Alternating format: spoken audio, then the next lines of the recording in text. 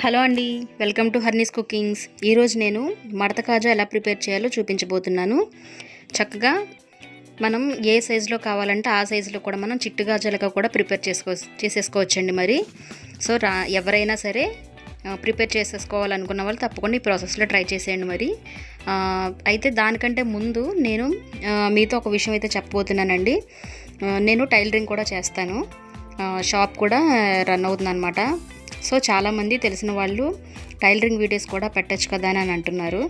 So అందుకే మన next video నుంచి టైలరింగ్ బేసిక్స్ నుంచి ఎలా నేర్చుకోవాలో ఫుల్ డీటెయిల్డ్గా నేను చెప్తానండి. మెయిన్ ఏంటి అని అంటే కిడ్స్వి, చిన్నపిల్లలకి సంబంధించిన ప్రతి మోడల్ ఫ్రాక్స్ కానీ లెహంగాస్ కానీ ఇలా అన్నీ కూడా మన ఛానల్లో చెప్పబడతాయి అనమాట. నెక్స్ట్ కర్టెన్స్ ఎలా స్టిచ్చింగ్ చేసుకోవాలి, అస్సలు బేసిక్స్ కనీసం చేతికుట్లు, హుక్స్లు, రింగ్లు కూడా అవి ఏమీ రాని వాళ్ళకైతే ఫుల్గా యూజ్ అవుతుందన్నమాట. సో ఇంట్రెస్ట్ ఉన్న వాళ్ళైతే తప్పకుండా మీరు నేర్చుకోవడానికైతే ట్రై చేయండి. మన ఛానల్లో అయితే మాత్రం ఇవన్నీ కూడా చెప్పబడతాయండి. కుకింగ్ వీడియోస్తో పాటు ఈ టైలరింగ్ వీడియోస్ కూడా చెప్పబడతాయి అన్నమాట. సో ఇంట్రెస్ట్ ఉన్న వాళ్ళు తప్పనిసరిగా మన వీడియోస్ చూడండి, మన ఛానల్ ఇంకా ఎంకరేజ్ చేయండి. మీకు తెలిసిన వాళ్ళకి కూడా షేర్ చేసి సబ్స్క్రైబ్ చేసుకోమని చెప్పండి. మంచి మంచి టైలరింగ్ అండ్ కుకింగ్ వీడియోస్ కూడా ఇక నుంచి మన ఛానల్లో వస్తాయన్నమాట. సో ఎంకరేజ్ చేస్తారని నేను అనుకుంటున్నాను ఫ్రెండ్స్. ఓకే అండి, ఇప్పుడు మనం ఈ మడతగాజా ప్రాసెస్లోకి అయితే మనం వెళ్ళిపోదాం. మరి ఎలా ప్రిపేర్ చేసేసుకోవాలో చాలా సాఫ్ట్గా, మెత్తగా, చక్కగా మనం ఎలా ప్రిపేర్ చేయాలో చూసేద్దాం. మరి ప్రాసెస్ ఏంటో ముందుగా మైదా పిండిని ఒక 2 కప్పులు తీసుకోండి. మీరు మెజర్మెంట్ కప్తో కూడా మీరు తీసుకోవచ్చండి. 2 కప్పులు మైదా పిండి తీసుకుని ఒక చిటికెడు సాల్ట్ వేసుకోండి. తర్వాత కాగబెట్టిన వేడి నెయ్యిని ఒక 2 స్పూన్లు ఈ పిండిలో ఇలా వేసేసుకుని ఇలా చేతితో రఫ్ చేస్తూ మొత్తం అంతా కూడా కలుపుకోండి. ఇది మనం చుట్టినప్పుడు ఒక ముద్దలా రావాలండి. అలా రానప్పుడు మళ్ళా ఇంకొక 2 స్పూన్లు ఇలా రావాలన్నమాట ముద్దలా. మనం రానప్పుడు మళ్ళా 2 స్పూన్ల వరకు నెయ్యిని వేడి చేసుకుని ఇలా వేసుకోవాలండి. మనం ఇలా రఫ్ చేస్తూ కలుపుకోవాలి. కొంచెం కొంచెంగా వాటర్ వేసుకుని ఇలా రఫ్ చేస్తూ బాగా మొత్తం అంతా కూడా కలుపుకోవాలన్నమాట. కొంచెం కొంచెం వాటర్ వేసుకుంటూనండి చపాతీ పిండిలా ముద్దగా మనం కలిపి పెట్టుకోవాలి. ఇలా చేతితో ఇలా ఒత్తుతూ బాగా కలుపుకుని ఇలా పక్కన పెట్టుకోండి. ఇది ఒక 15-20 మినిట్స్ ఇలా మూత పెట్టుకుని పక్కన పెట్టుకోండి. ఈలోపు మనం పాకం ప్రిపేర్ చేసేద్దామండి. 2 కప్పుల మైదా పిండికి ఇదిగోండి నేను 3 కప్పుల షుగర్ని తీసుకున్నాను. 3 కప్పుల షుగర్ తీసుకుని ఈ షుగర్ అంతా కూడా మునిగే వరకు వాటర్ వేసుకొని హై ఫ్లేమ్లో మరగపెట్టుకోండి. ఈ షుగర్ అంతా కూడా మనకి కరిగిపోవాలండి.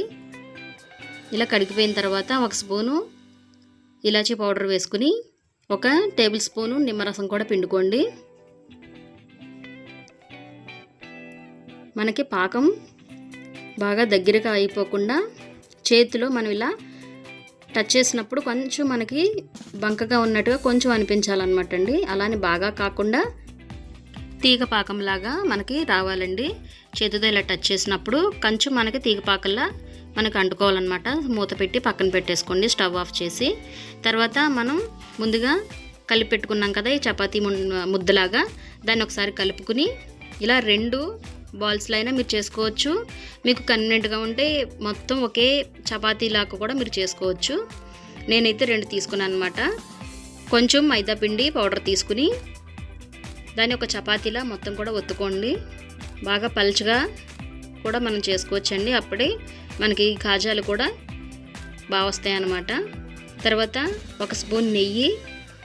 ఇక్కడ మనకి పౌడర్ మనం ఈ మైదా పిండి కూడా ఎక్కువ వేసుకోవాలండి. అప్పుడు మనకి ఈ కాజా పొరలుగా ఉన్నప్పుడు అంటుకోకుండా ఉంటుందన్నమాట. సో కొంచెం మీరు మైదా పిండిని ఇలా రోల్ చేసే ముందు ఎక్కువగానే వేసుకొని ఒత్తండి. ఎక్కువగా చేసుకున్న తర్వాత ఇలా చిన్నగా ఇలా రోల్లా చుట్టండి. తర్వాత ముందుగా కొంచెం వాటరు ఇలా వేసుకుని అంటించేయండి. మనకి ఇలా వాటర్ వేసుకుని ఇలా దగ్గరికి ఇలా మనకి ఇలా అంతా కూడా అంటుకుపోవాలన్నమాట అండి. ఇలా రోల్ చేసుకోండి. చేసుకుని ఇది చక్కగా చిన్న చిన్న ముక్కల్లా మనకి కాజా షేప్లో చాకుతో ఇలా కట్ చేసుకోండి. ఇలా అన్నీ ఇలా ముక్కలుగా మీరు ఇలా కట్ చేసుకుని పెట్టుకోండి. తర్వాత చపాతీ కర్రతో ఇలా కొంచెం ఒక వేలుతో ప్రెస్ చేసి ఇలా ఒత్తుకోండి. మరీ గట్టిగా కాకుండా లైట్గా మీరు ప్రెస్ చేసుకుని అన్నీ అలా పెట్టుకోండి. మిగతా పిండిని కూడా అలాగే చేసుకోండి. రోల్లా చేసుకుని ఇలా కట్ చేసుకుని